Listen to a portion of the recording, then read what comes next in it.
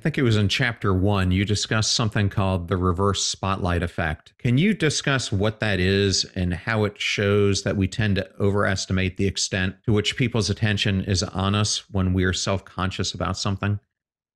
Yeah, so there's the spotlight effect, which is when we think that we're in a spotlight when we're self conscious about something and that everyone is looking at that thing that we're super self conscious about.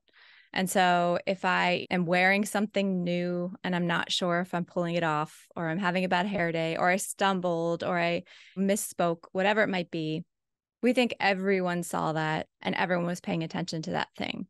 In fact, when researchers have studied this by doing things like having someone wear something that they are embarrassed to be wearing, like a silly t-shirt, and then asking them, like, how many people do you think noticed your t-shirt?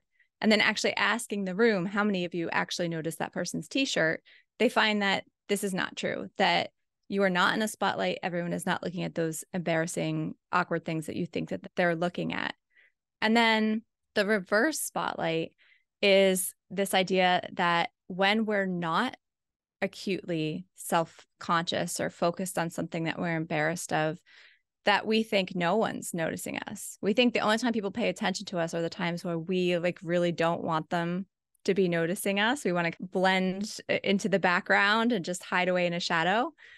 But it's the times where we are just doing our own thing that people do notice us more than we realize. And we actually can have a lot of impact on people just by modeling certain behaviors that people notice more than we think, and then go on to mimic. Even just like throwing my trash out in the right receptacle, right? The person behind me who's not sure where to throw their trash out sees what I do and they copy it. But may not be aware of such a sort of mundane moment where we're actually impacting someone else's behavior.